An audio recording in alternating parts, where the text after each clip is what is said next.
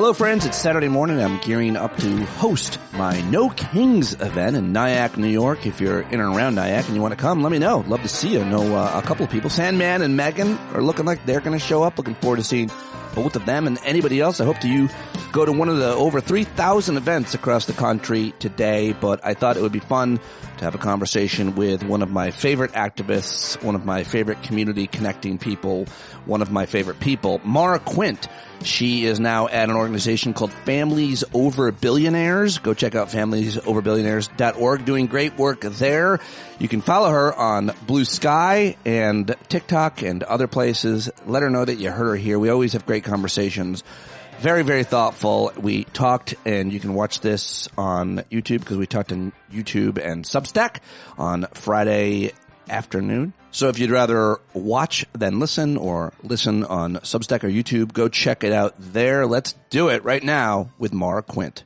Hi, hello. Hi, everybody. Look who I found. It's Maura Quint joining me just before No King's Day. It's Friday. No King's Day is Saturday, and there's nobody I'd rather talk to than this organizer, lady person. Lady person. I'm both things. Thanks, Pumpkin Butter. Nice to see you. It's an inside. Anyway, it's about pumpkin. Really great to see you and talk to you because I know you are really involved in all kinds of organizing for all kinds of movements for a long time. How are you involved on tomorrow's No Kings event? What are you doing? What am I doing? Well, I'm going to one. I'm going to one here in Harrisburg. That's the key thing I'll be doing. And that's the important thing for everybody to do. Just go out and be seen. Beyond that, I don't know. I'm involved in like small ways. I didn't throw myself as big into the organizing part of this one, primarily because everybody kind of had it, like people have this one so well oiled that it was like, oh, cool. I've got other things I can kind of focus on and I will show up. I've got poster boards galore. Over on Blue Sky, where you're very popular, you wrote, I have a lot to say on the positives of these mass-scale peaceful protests.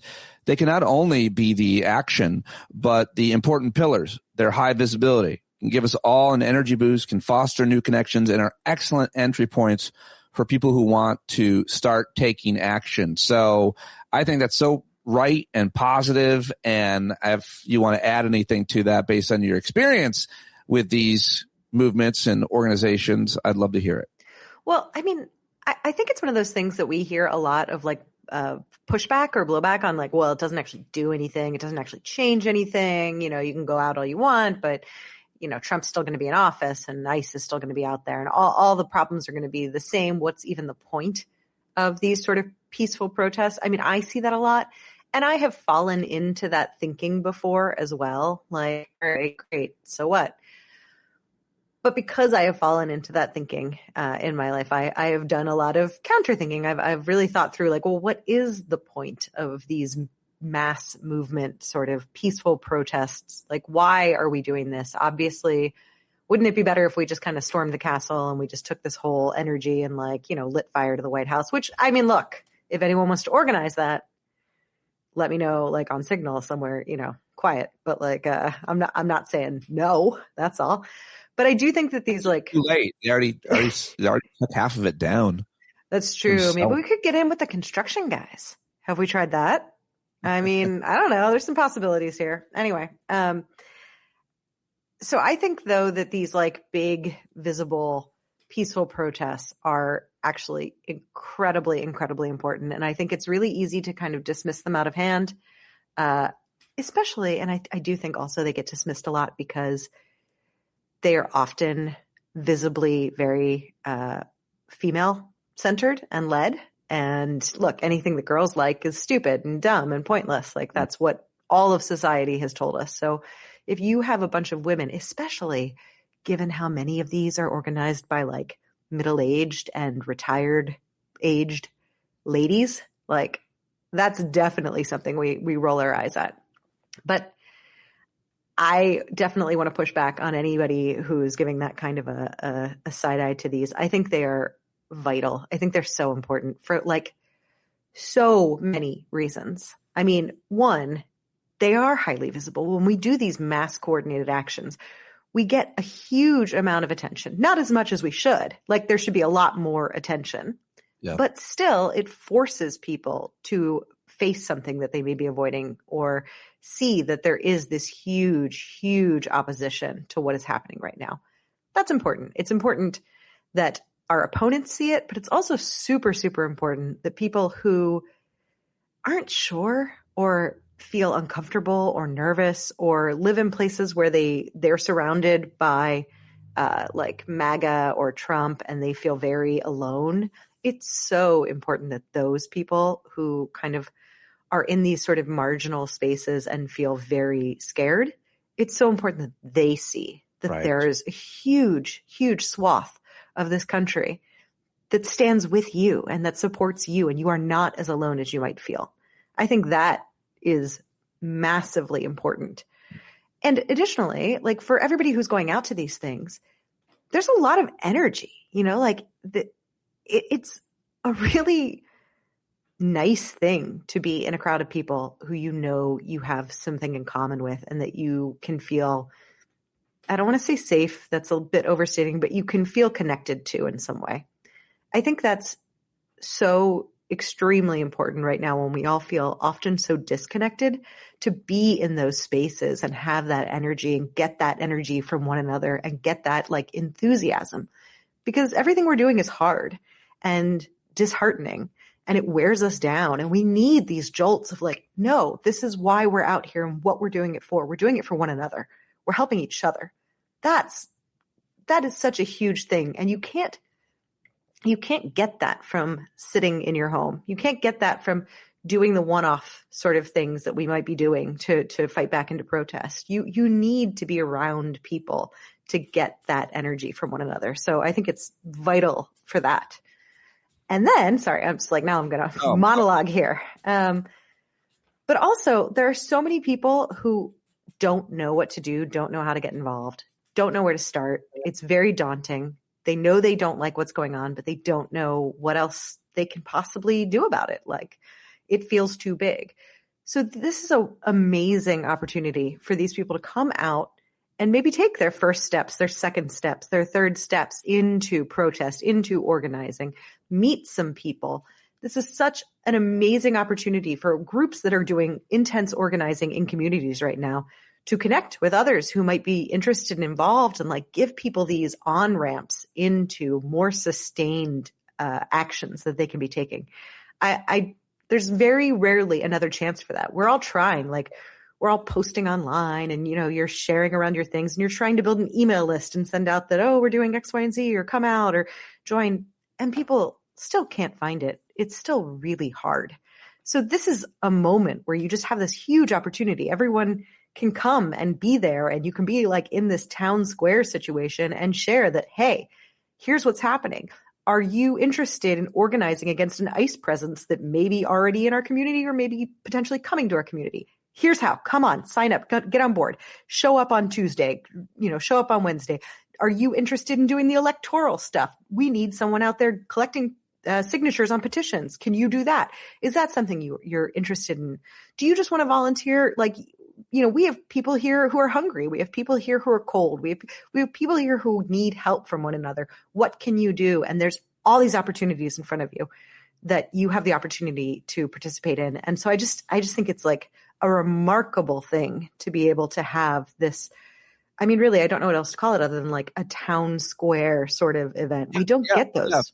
Yeah. With all of the changes in our lives and the way that we live them and technology for entertainment, connection, and engagement, there is still this need, this desire, and this opportunity that you just so eloquently described to be connected. I mean, we don't get together as a community that much anymore. People used to in all kinds of different ways as a result of church or any other number of organizations, but there's a real breakdown in that.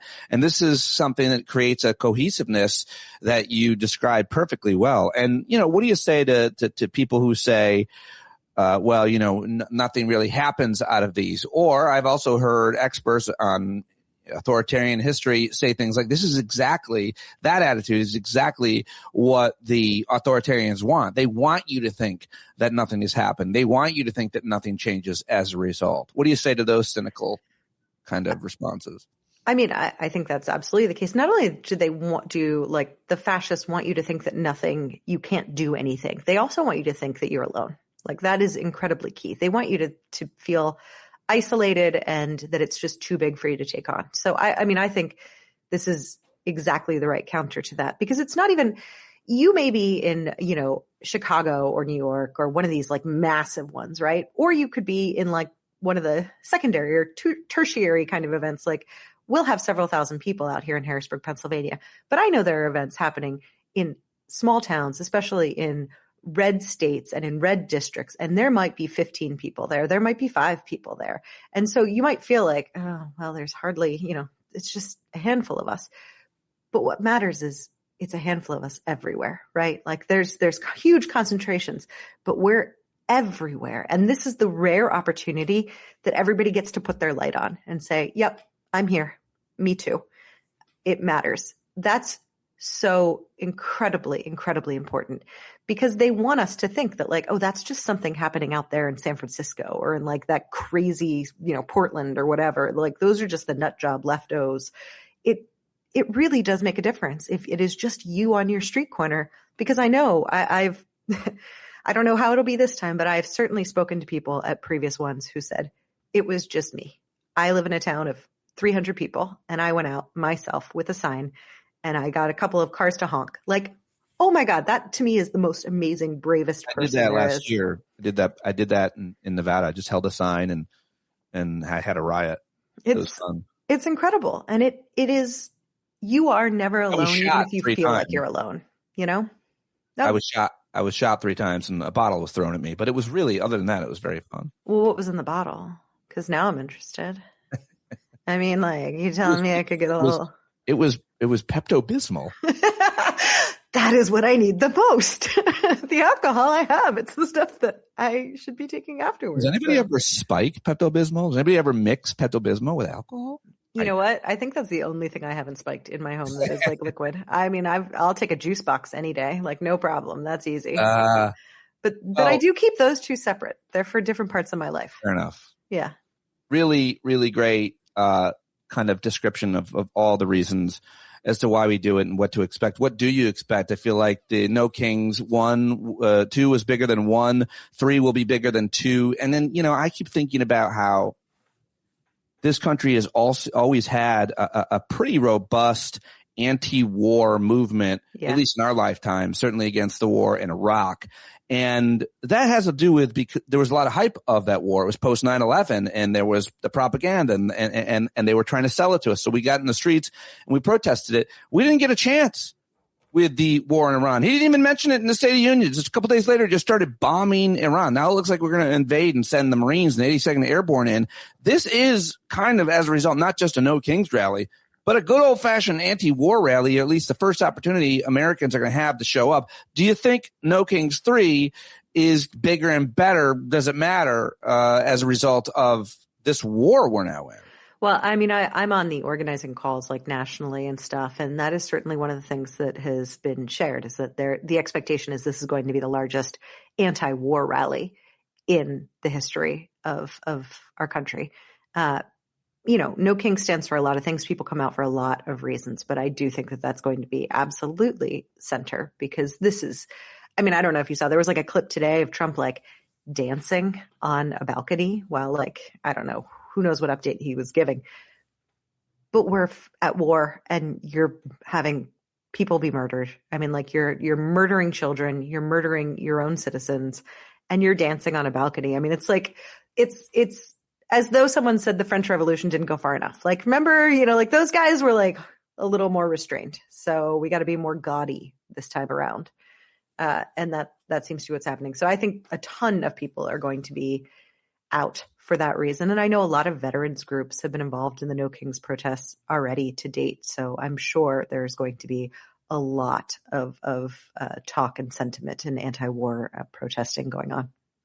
The country has changed so much in just 1 year. Every day has been a year long. Every day has been more examples of crime and corruption and outrage. Every day has been filled with horrific insults of celebrated people who died, like Robert Mueller most recently and Rob Reiner and his wife a few months ago. I mean, every day that he's done or said something, or the regime or his dumb Secretary of Defense have created an action, a comment, a policy, or gotten rid of one. So it would seem like it just compounds and it gets worse and worse. I feel like that matters. I feel like, not that we're on the precipice of something, or I'm not going to be that kind of hyperbolic or make any predictions, but it certainly does seem like popular opinion is headed in one direction. And dare I say, he's losing support from his own movement and his own influencers. And I don't mean and I'm not talking about what that means for the midterm elections. I think that's just,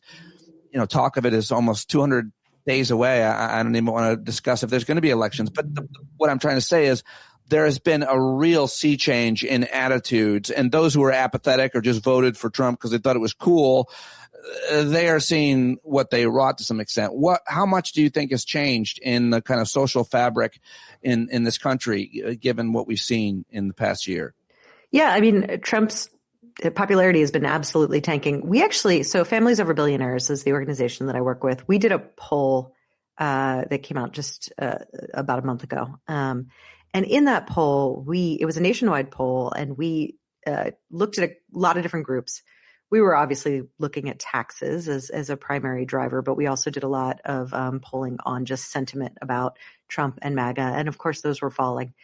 But we also specifically looked at what we called Trump regretter voters, who are people who had voted for Trump in 2024 and who have since said that they would not vote for either Trump or a Republican on a hypothetical ballot now for the next presidential election. So that Trump regretter, it's really interesting. It was interesting to see kind of what demographic that it was being pulled from compared to a Trump fan, someone who was still like all in. A Trump fan had a tendency to be older. Trump regret voters were younger. Trump regret voters were more likely to call themselves independent versus Republican. That there's this swath of, and of course the majority are white because Trump voters majority are white. So this swath of younger white. It was split men and women, but as to who's the regretter, I don't think there was much of a gender designation there, but who are unhappy with where this is headed and where this is going. And I think that is increasing at a very, very large rate. I mean, to the point where we can now see it in polling data. We have that as a measurable group that is showing up. So I think that's very notable. He is definitely losing support. The problem is he doesn't care, and the people around him don't care, and they are just driving straight ahead. They're not trying to satisfy anyone at this point but themselves. Right.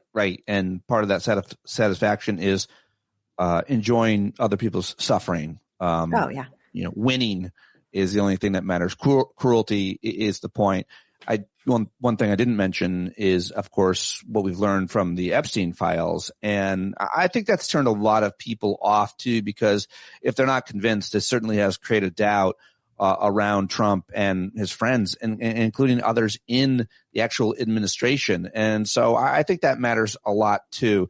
I mean, everything's just coming together against him, as you can imagine it would, because everything he touches dies. And sure. I just can't help but think that what we've learned, what other people who weren't even paying attention learned for so far from the Epstein files, there's still more to come, I'm sure, has really made people cool off this cat to a certain extent. They don't want to, including people like Marjorie Taylor Greene, for whatever reason, like all the way up and down, from influencers to electeds to just normal people who used to support them. They're like, I'm out. I can't. Did you see the great CPAC clip? I saw it today. I assume it's from today. I don't know.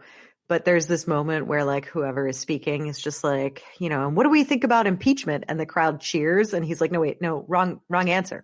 Try that again.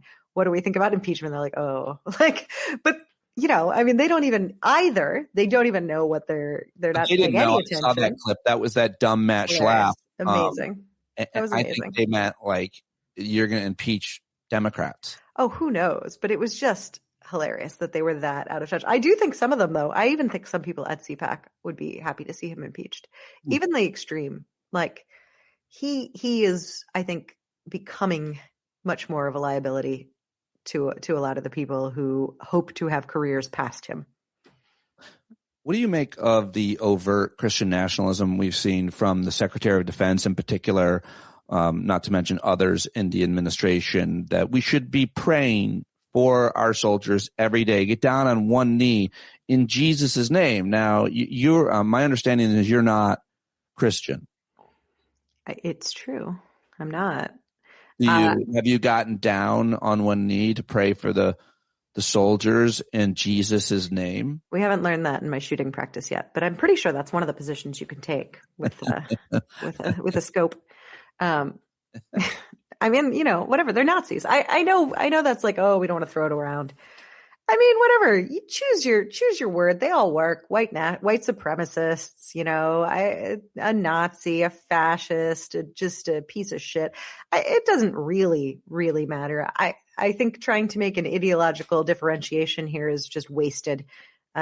They're awful, awful, awful people, and they're utilizing everything they possibly can to rally other awful people on their side. And they've done a great job.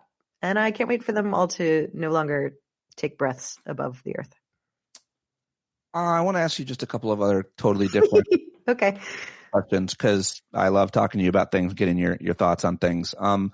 Last week, we learned as a result of a deep dive that the New York Times investigated that celebrated labor rights activist Cesar Chavez, who died in 1993, was also a rapist.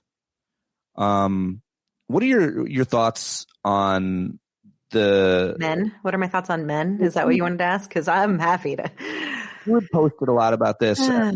I thought you were really struck the right tone, kind of going through the phases, if you will, of learning this information. When we learn, my one observation, and I'll throw up to you, is that at least on the kind of liberal left or in the progressive world, when we find out that someone who we had put on a pedestal doesn't deserve it, we'll take them down. We'll take them off the pedestal. We'll take them their name off the street, off the school, off the building, lickety split. And we don't have a lot of problem with that. Maybe sometimes we do it too quickly. I can't think of a time. No, my face was like, we don't always do that, but we're getting better at it. Maybe. At responding. I think we do not always do it. We do not, I cannot say that we're at that point yet, but increasingly in the last few years, or this generation of kind of activists and progressive people have so much more and have had less tolerance for men who have committed horrible crimes, much less horrible crimes, I think. Yeah, I think that's true. We are certainly societally becoming more aware of these things, and we are more willing to call out even the people that we hold up as heroes. And I think really one of the complicating factors is just having these heroes to begin with. I think it is very, very rare that we are going to find a hero who lives up to the pedestal that we have tried to put them on. Which is not me saying that like, oh, what are you going to do? All great men have raped someone. No, I'm not saying that at all.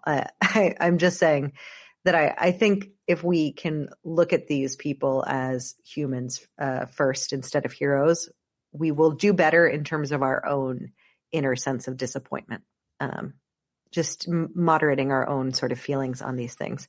And unfortunately, we are still in I'm going to hope that we're starting maybe to come out of the entirety of human history where men's wrongs have been just swept under the rug and like they have been allowed to get away with really horrible acts. And I think we're only just on the brink of holding men accountable. And certainly that's like the whole rise of the incel movement and all of it and the white male grievance. It's because there's just a hint of accountability being put that way towards men. And it doesn't feel good when you've never had it in the history of mankind before. So I'm glad we're doing it. I think that as we examine a lot of our heroes, we are going to find that to be the case, that there's stuff that was allowed to be swept under rugs. The 19th Amendment was passed over 100 years ago. Do you think women have had the right to vote long enough? White women, first of all, because that's who has had it for that period of time. So you're suggesting maybe like just end that, just be done? I'm not. Other people are. I want to get your take on it. This SAVE Act would certainly limit women, especially apparently. But I mean, like they've been. Yeah, I think that I could see an argument for women not voting anymore if we say took away votes completely, and we just had a cabal of women who just designated things from here. We could try that for a bit. It probably wouldn't end well. These things never do. But we could put like a term limit on it and see how that went. All right. I just wanted to get your take. As long as I get to be one of those women, of course. Yeah. Well, you'd be on the board, I'm sure. I was going to say, I'd like to pick the others as well. Oh, wow. Yeah. Now you're asking quite a bit.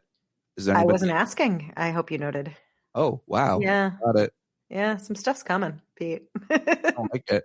It's okay. You got a pink room. We'll take that into consideration.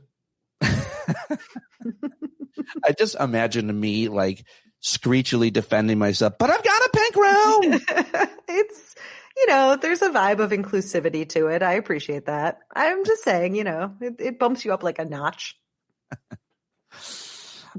Well, listen, there's so much more that I wanted to ask you about, but I really wanted to talk about the No Kings thing and obviously the war, which is so hard to believe that we hear. Those of us who lived through 9/11 and the war in Iraq, that we're now started another war in the Middle East with Israel as our only partner, apparently, and it's scary as hell. Any other thoughts about this war, which it doesn't look like is going to end anytime soon, and the effect that we're seeing, it's affecting countries all across the planet that are rationing energy and doing all kinds of things. As a result, we're seeing gas prices go up. But, one of the problems, I think you had posted an article about this, there's never any cost for us. I think it's going to be different. Maybe not. Yeah, that was the article I think that Jeb Lund wrote for Luke, whose last name is for Hell World was the publication. I do think that this is interesting, as I think it is maybe the first time I've seen a slight crack in the belief, the sort of cultural belief of what America is. This kind of like, we're the biggest, toughest on the block, and if you mess with us, then it's over for you. I think that is starting to crack a little bit. And the idea of America held by Americans, or United States citizens, I should say. I understand that America is more than just, but it's hard to say quickly. Anyway, but the idea of the United States of America as held by the people who've been brought up in this space, I think that's starting to shake a little bit. I think people are getting a bit rattled and starting to see, especially in the last decade or so, that this country is not what it has been sold to us as. Lots of us have known that forever. Right. But I'm just saying, I think new people are being brought into the understanding that this is not what we were told this was. And I think that's going to make a big difference in the future. No doubt about it. Yeah. I think I read Howard Zinn and Noam Chomsky in like the late 90s, and I was like, wow. See, you're trying to bump yourself further up the list. I see what you're doing here. Yeah, you're just like, I'm one of the good ones. But I think I knew even before then, because my brother had brainwashed me. He's the reason I read those particular guys. But speaking of heroes, that have Chomsky's in the Epstein files. Oh, yeah. Is Howard Zinn? Yeah. I would have heard about it, I'm sure. Like that would have been a big one, right? That would have been pretty bad. Yeah. I mean, all right. Who knows, though? Well, I appreciate you stopping by, Maura Quint, and go join her in Harrisburg for No Kings, and join me in Nyack, New York for No Kings, and the next one, because we're not going anywhere. You have been going places. You've been in airports. Do you think that have you suffered in the airport? I thought they passed funding for TSA, but then apparently they didn't. I'm confused here late on Friday, and so now. Well, they got the first part, but it needs now to get the final. But the Senate left, so they can't. Right. You can't pass it through. Yeah. Good step forward, but not there yet. I have not traveled since the whole ICE stuff has been going on. But I hear it's terrible. I've traveled a lot through the start of the year when TSA has been unfunded. And I guess the main thing I'll say is like those TSA agents are thank you to them because they were working so hard and everyone I encountered could have been a lot angrier than they were. Even the ones who were a little grumpy, like they had every right to be a lot more pissed off and they were doing their job fantastically well. And then again, that's before ICE came in to, terrorize citizens. But, shout out to the TSA agents. The only thing that bothers me is even on a normal day, I feel like the rules at different airports are different. Oh, they are. And they tell you they're not. Oh, it's maddening. Yeah. Completely different. Not only different, Pete, not only different at different airports. I have been where like there's two lines going through at the same time. Different for those two lines. Right, because I think they want to surprise you or whatever, which would be fine. But at the same time, like don't act like it's uniform, exactly as you just said. Oh, it is. And they look at you like, you're a man in a hardware store that doesn't know which nail gun he wants, right? Like, do I have to take my belt off? They're like, that just happened to me. They're like, is that like a common experience? It's not. I haven't had the nail gun situation before. I go into a hardware store and ask a question to the man. He emasculates me every time. Do you tell him like, hey, I need to fix up my pink room? And do you start there? No, I would never be like so obviously feminine. When I walk into a hardware store, I change my whole posture. I wear a different outfit. Like I'm like man's man in there and they still know I don't have the skill set needed. They're like, what do you this is need? So interesting because I also go to hardware stores. I don't know what I'm doing. I'm happy to be like, yes, tell me what to do. But I'm mostly met with teenagers who also don't know. Like, it's like, nobody's helping anybody here. We're all just kind of like, take money. I take thing. This was my exact question on the guy. I go, I have a pressure tank that's 99 PSI. Is that enough to power a nail gun? And he looks at me and goes, why wouldn't it be? I go, oh, God. I don't know. I ask stupid questions, don't I? Oh, come on. You could have come back with that one. Just be like, why wouldn't it be? I mean, what kind of piece of shit wussy nail gun are you using? I use like mine has a rocket booster. I would have got caught. I can't bullshit my way through a nail gun conversation. No? I use mega nails. He was like, what size? Oh, you just keep going, Pete. Once you're in, you just go all in. You just create a world that doesn't exist, but that exists for you. It's great. It's very effective. At the very least, they're just like, this person's crazy, and then they leave you alone. How long do you need the nails? Me. For good? I'm fucking, what do you mean? Permanently? Oh, the length. I'll show myself out. I'll hire a guy. A real man. Sometimes a guy will come over after you fail at your repair, and then you hire the professional, and they come over and they emasculate you. Did you try to do this already? Like, nah. Okay. Look, I understand that. I'm having that from the like other gender perspective. I have it all the time from that side too. I try to fix things. Sometimes I can do them. Sometimes I can't. But it's okay. I found a dude who I can pay money and he comes helps. It's great. I tried to darn some of my clothes. I have like tears and I tried to like patch a sleeve and I needed to like close a seam and I tried to do it and I felt really good about it. I was so proud of myself and it looked like just like a Frankenstein. Like it was so bad. I don't know how if I were trying to make it that bad, I couldn't make it that bad. It's a nightmare. And I cannot find anyone who I can pay money to fix my clothes, but I feel like I've failed.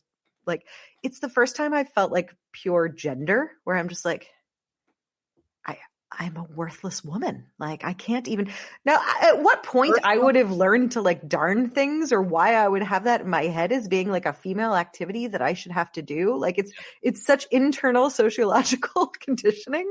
But yeah, I felt like it all is. This is exactly what we're talking about. It shouldn't be that bad way. at being a girl. So maybe I need to go into the nail gun store and buy those because, maybe I'd be a better man. There's still time. I think I could do that all right. For both of us. Hey, could you darn some stuff for me though? Let's trade. I swear to God, if you say the word darn, a word I've never even heard until today. What's the word I should be using? Patch, sew? Yeah, patch, sew. Like fucking darn. You're already pretty eclectic as far as I could tell. Darn it. I thought you had the lingo down. I'm like, who's darning? Darn, that's a real sewing word. See, I seeped it in. Look, my American Girl dolls were not, I didn't have any, I wasn't rich, but my idea of them was not just for show. I lived their lives. I went on their journeys. You have no idea what I'm talking about. It's cool. Oh, okay. All right. I was like, you have daughters. Come on. I had to borrow money to get one of those for my kid. Yeah. Oh, well, my parents didn't love me as much as you loved your kids. I never got one. I also spent a lot of time in the store, which was and that didn't exist when I was favorite. Every fiber of my soul said this is not how I wanted to raise my daughter. But well, the important thing is, do you remember which doll she got? Yeah, she got no. Because if she got Samantha, it's all right. Or Molly. Molly's a good one. I got the ones that look like them. They're called like brown eyes and brown hair, and blue eyes and brown hair. That Samantha and Molly are the two they got. Is that where they? I think so. Yeah. No, I think I still have them. World War II and early 1900s. Can I make some money reselling this? Oh, hell yeah. I'm sure you can. I mean, I don't know anything about the market, but you have to be able to. Dollies? I mean, you could destroy your daughter's dreams. And when they're just like, oh, where's my doll? I had such fond memories of. I'd love to hand that off to my child. And you'll be like, I got $150 for that 15 years ago. Julia loved baby dolls growing up, loved them, and we got her a lot. She had a lot of baby dolls, and at some point a couple of years ago she wanted to just toss them all out, and so they were in the back of her car, which I borrowed to go buy a piece of used furniture. I bought a dresser, and but from a young woman, maybe 22 years old, and she helped me carry it out to my car, and I opened the car and the bag had emptied, and it was just a bunch of baby dolls, just dollies.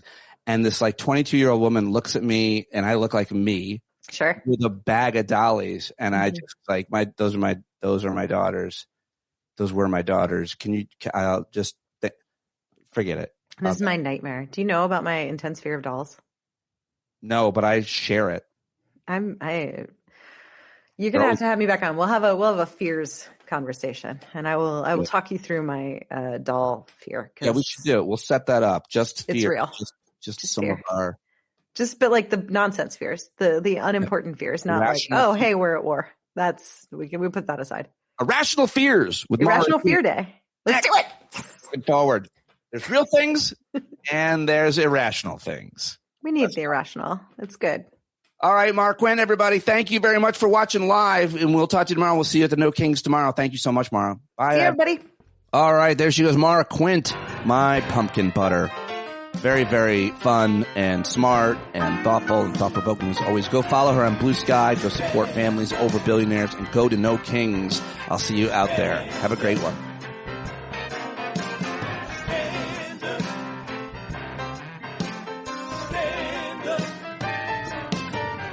When the tyrants taunt you in the siren's teeth, you better stand up. Stand up. Let the brave meet the challenge, let the weak flee. Oh, you better stand up. Stand up. When you're tired of begging, saying pretty please, that's the time you gotta finally get up off of your knees. When you can't see the forest for the burning trees, you got to stand up. Hey, you've been sitting so long, you got the creaky knees, you gotta stand up. Stand up. I think you're driving wheels with leaking grease.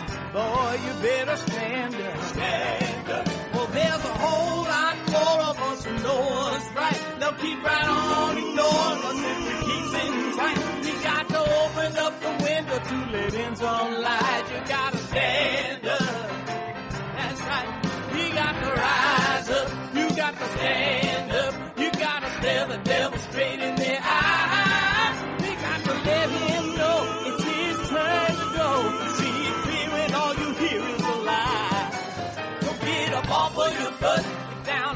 for your fence. Even if it ain't a very friendly audience, well, they'll begin to listen when you start making sense. And you stand up, stand up. No need to point your rifle to defend your town. Just stand up, stand up. You know they can't deny you what you're laying down. Oh, you better stand up, stand up.